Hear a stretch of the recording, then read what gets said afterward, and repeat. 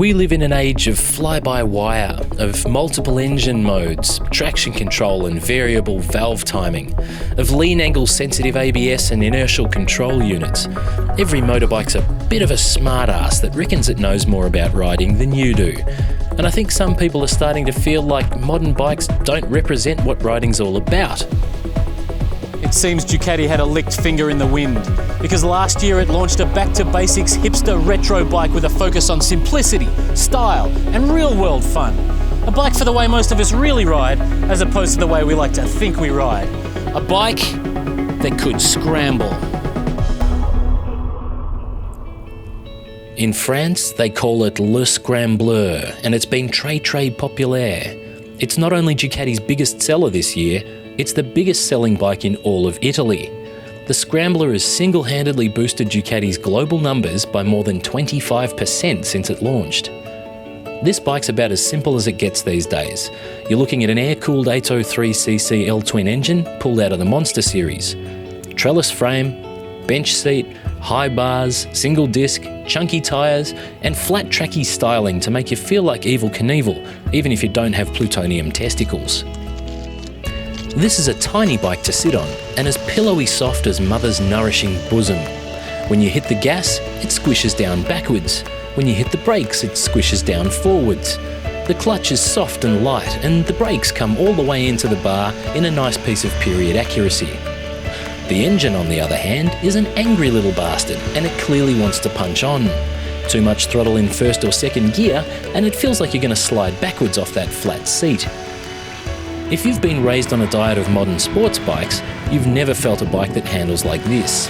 It's light and low, and just hysterical fun in the tight, slow stuff. Ground clearance wasn't invented yet in the 70s, so they didn't include any here. And that means with a porker like me on it, you're dragging pegs and exhaust around roundabouts on cold tyres. In fact, you almost don't need a corner at all to get the pegs down. But you know what? That's really good fun. And crucially, it's really good fun you can have under the speed limit, inside the city limits, and well within your riding limits. It's only got 75 horsepower, but thanks to low gearing, that feels like heaps under about 120. It's simpler, cheaper, and better looking than the retro Beamer, and it's lighter and heaps punchier than the Triumph. In terms of complaints, well, you've got to stuff around in the menus to turn off the ABS. The tank only holds 13.5 litres and doesn't give you much to hang on to with your legs. And the kickstand's hard to find, which means you get stuck fidgeting around like a twonker instead of hopping off looking like a cool dude.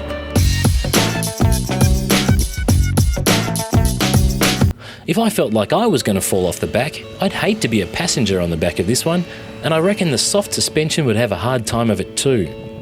This bump in the middle of the seat went halfway up my bum when I sat where my legs wanted to fit, and that made my wedding tackle go to sleep on the highway, which is always going to lose you some brownie points.